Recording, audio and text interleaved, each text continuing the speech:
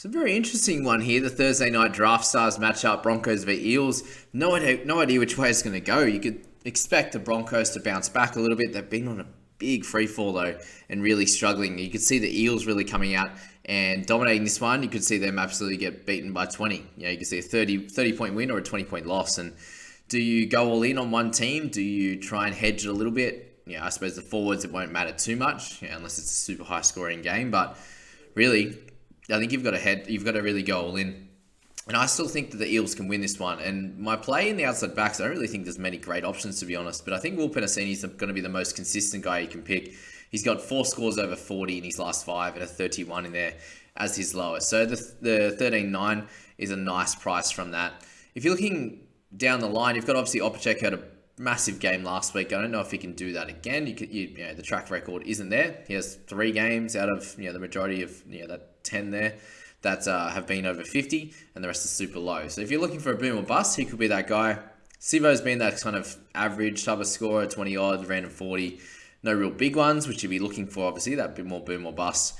Corey Oates has that, 3 scores over 60 in the last 10. So definitely some options there you could go for, but none better than I think Will Penasini at the safety kind of price there. Again, you got Gutho with a few high scores, but it could be a mixture of either Oates there, Gutho, or potentially Opacek, I think would be the way to go. The rest of the guys like Wang and Blake and stuff just don't score enough on a regular basis.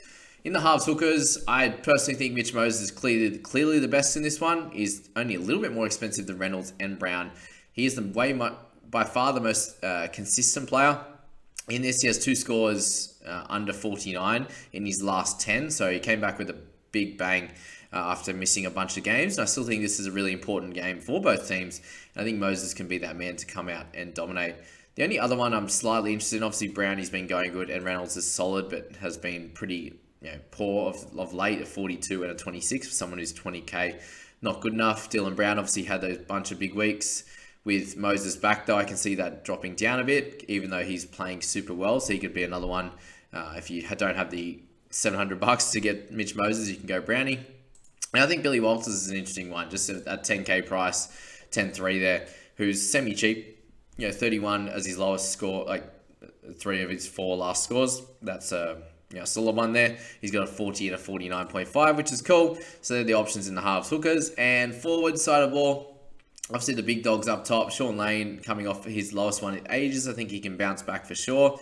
Papali'i's been obviously killing it throughout the entirety of the season. And I think he's obviously a solid one, but averaging 57. So they're 2 clear top guys. I think we should go probably a bit lighter from there. You got Campbell Gillard averaging 41, and he's obviously at 14,800. So he's a solid one to pick up. I think the internet's just died. It's all right, we'll get through it. So he's obviously a solid one, but I don't think you'd expect some crazy scores. If you just want consistency, he's a good one. If you want to go for a bit more of a boom or bust guy, then obviously guys like Junior Bolo could be one. Madison, guys like Flegler and Ricky could be a bit more boom or bust in that one. If you're looking for some consistency down low, you've got guys like Corey Jensen, you've got guys like Kobe Hetherington, who I think could score anywhere between that 30 and 35 for the price that you're getting. Under 10k for Kobe and under 11k for Corey Jensen. Right on near Corey, same sort of deal. You can get that sort of mid-30 score off the bench, maybe a 30 from him. If that's okay, if that's the kind of price you want to go cheap on those guys and spend up maybe to get 2 big halves or hookers, whether it be Dylan Brown and Moses or however you want to play that one, and then go that sort of decent price guys in the outside backs, that might be the way to go. If you think a 30 odd from these guys could get the job done, or if you want to go right to the top with guys like Papali'i, Lane or Haas, for example, then that is the way to play it. But anyway, guys, that is that Thursday night preview there. I hope you have a great game with this one. Wish you all the best of luck. Jump in the description, guys. If you haven't played before, hit that sign up link. If not, get in there, play that Draftstars, and I wish you all the best of luck and gamble responsibly. See you later.